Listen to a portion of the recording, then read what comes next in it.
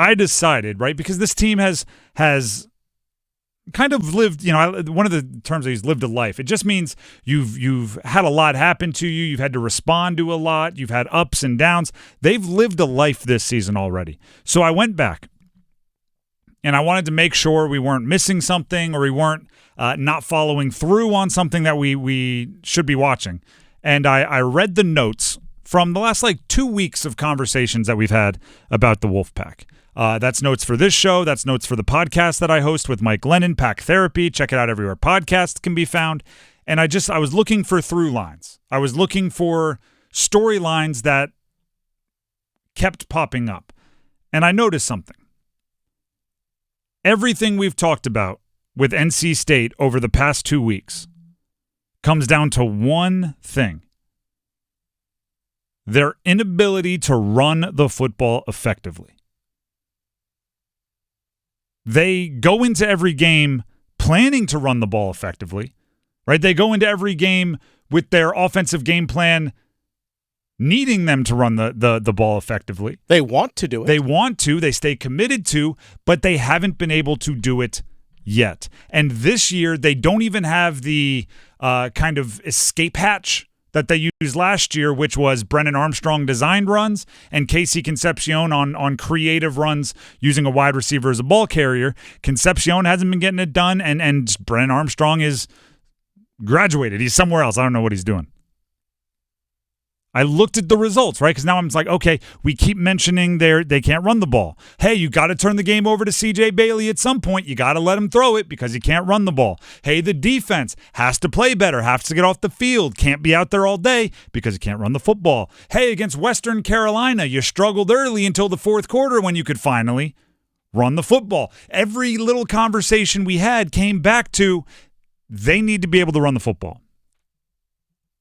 So then you go to the next step, right? Once you know there's, the eye test is showing you something, you go to the numbers. They've been averaging 3.9 yards per carry on the season. It's not very good. It's not the worst. You're not dead last in the ACC. You're near the bottom, but you're not dead last. It is worse than that.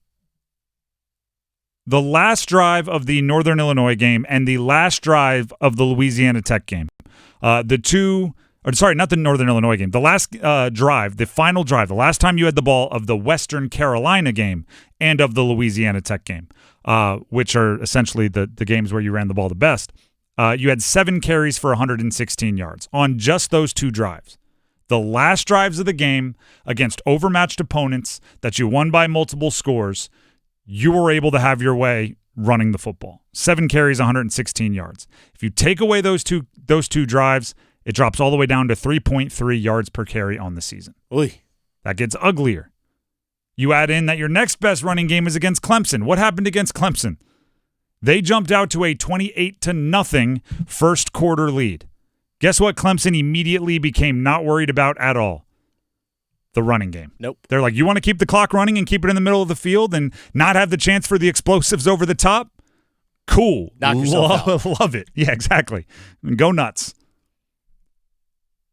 The running game has been what's holding this team back, which is ironic because, let's call a spade.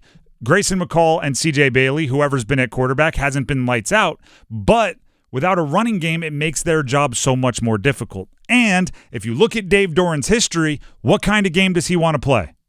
He wants to control the game. He wants to control the tempo. He wants to be able to run and play defense. You can't do that if you can't run the ball effectively time in and time again. That's been the struggle for this team the last few years. Sure, you can overcome it against teams that your defense can be the big bad bully on the block, but when your defense isn't the big bad bully on the block, you can't overcome it. The seasons that have been good, Tony Gibson has had great defenses. The running game helps the defense. The running game helps the quarterback. The running game helps everybody, and they're just not getting it done. And that's where it all starts. And that's are you treating the cause or are you treating the symptom? The symptom is your young quarterback, can't trust him. The symptom is our defense is on the field too much. The symptom is Casey Concepcion is getting too much attention and we can't get him open down the field. Those are symptoms. The cause is you can't run the football. That's what the cause is. You solve that. Whether it's Jordan Waters running the ball, whether it's Hollywood Smothers, Kendrick Raphael, a traditional running back, whether it's bringing Justin Jolie into the backfield, whether it's letting C.J. Bailey run, Casey Concepcion, Paylor, whoever it is, if you don't run the ball, defenses don't have to creep up towards the line of scrimmage. You're not going to beat them over the top. It's football. It's football.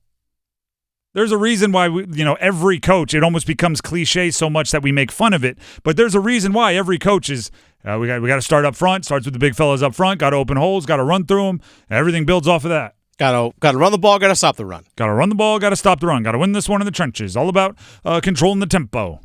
Got to keep our defense off the field. Got to let our offense tire them out. Body blows. It's cliche because it's fact. State has all the bells and whistles. Because if they start running the ball effectively and safeties creep down, they have 100 ways to take advantage of that. Once you start running the ball and the linebackers start biting on play action, they have 100 ways to take advantage of that. But those 100 ways do nothing if you don't make the defense play honest. Balance. It's important. Against Tennessee, 1.4 yards per carry. Now, Tennessee has a very good defense. I don't care who you are. 1.4. Against Northern Illinois, 2.3 yards per carry. That's against a group of 5 team. I don't care how much respect you want to give a group of 5 team. They're really good. They beat Notre Dame. 2.3 yards per carry. It's not going to get it done. Dave Doeren was asked in his media availability this week if the message has changed at all for his freshman quarterback, C.J. Bailey, now going into his third start. Yeah, I mean, there's a lot of things when you're breaking in a new quarterback that are unique, but the message is always the same. We want to end every drive with a kick, not turn the ball over, which we did a great job of last week. We want to win the line of scrimmage, which means minimal tackles for loss and no sacks. And we want to make explosive plays, and we did not make explosive plays a week ago, and that is why we were off the field so many times. So the message doesn't change. The execution of what we're doing has to improve, and obviously looking at play selection and things like that, that's on the coaches. What can we do to help with that, with formations, with personnel, with motions. Explosive plays. How do you help yourself with explosive plays? You bring the defense closer to the line of scrimmage. If you want to get behind the defense, do you want to start where they have a 10-yard head start or where they have a 5-yard head start? Right, because you're going to be at the line of scrimmage. They're going to be somewhere on the other side of the ball. If your safeties are inside 10 yards, that's when you can run by them.